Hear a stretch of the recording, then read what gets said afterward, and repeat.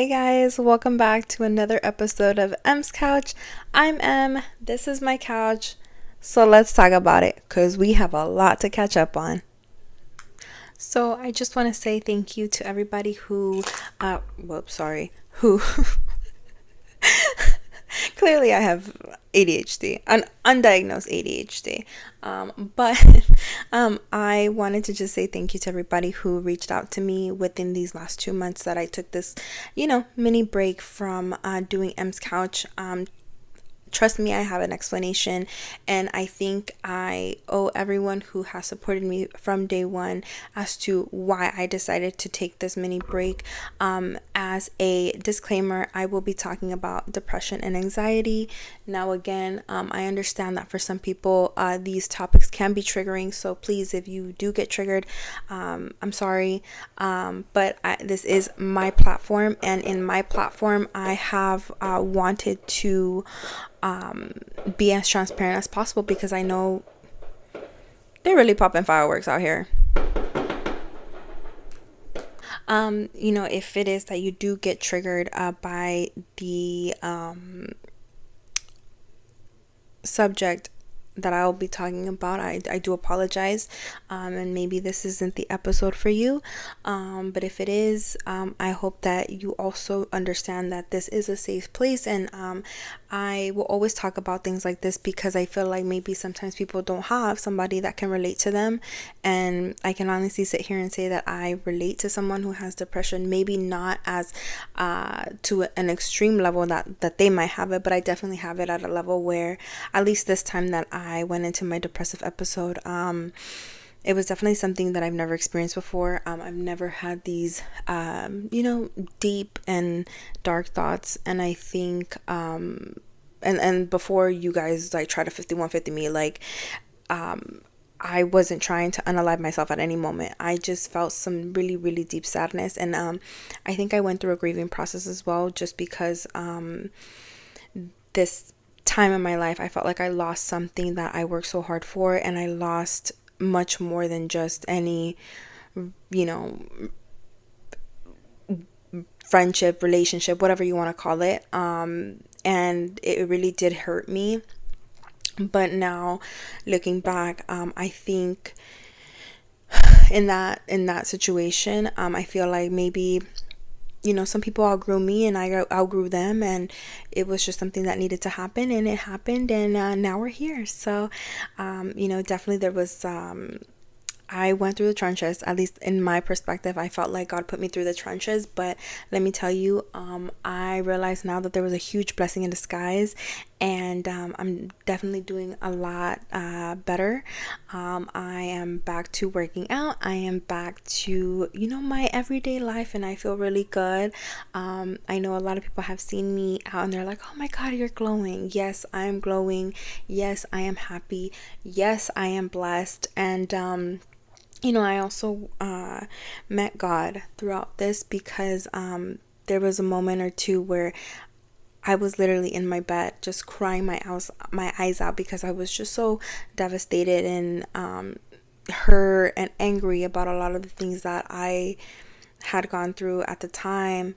And I can tell you now, those feelings were very valid in my eyes. And again, I don't expect anyone to validate me or validate how I felt at the time, because I did that for myself. And now I just want to get back to my old me. I want to get back to, working out, which I have. I'm now in the process of, doing a whole body recomp. So I'm excited.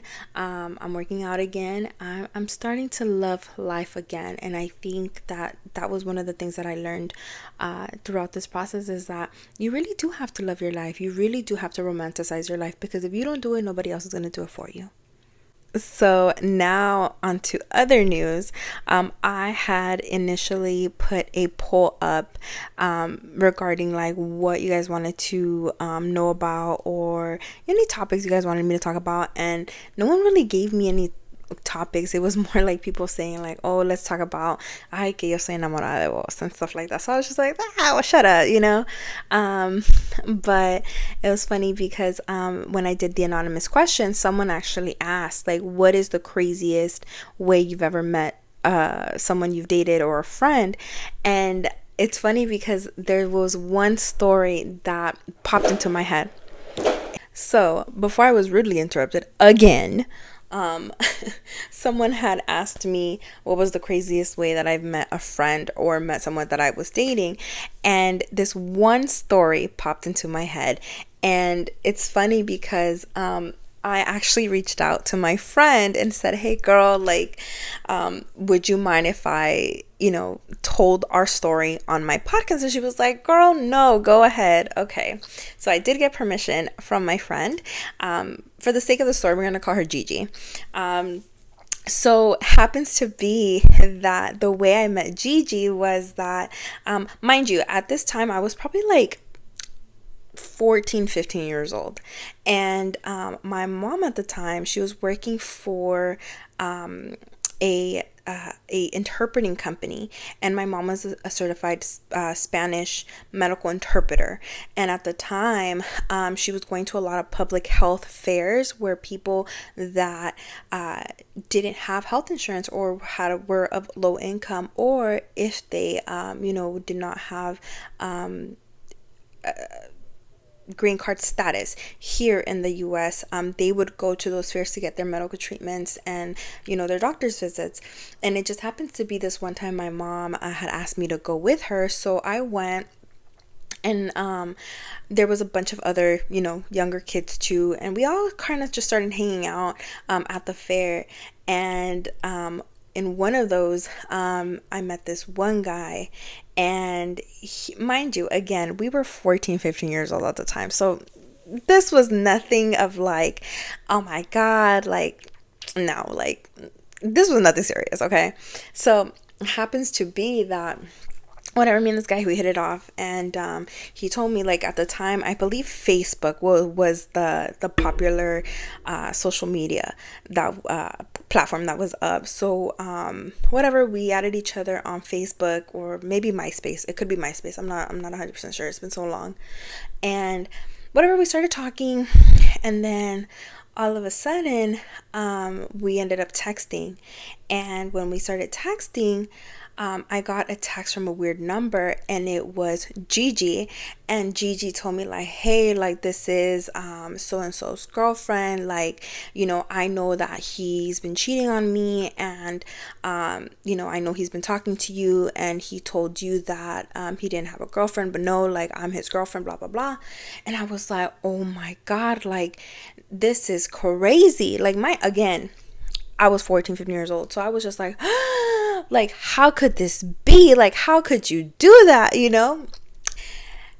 I ended up becoming friends with Gigi. And throughout the years, we've always kept in contact. When I was in Seattle, because if you guys didn't know, I was actually raised in Seattle. And like I said, we ended up being really good friends. We probably hung out once or twice when I was in Seattle. It's been so long, so I haven't seen her in a really long time. But we do keep up with each other on social media.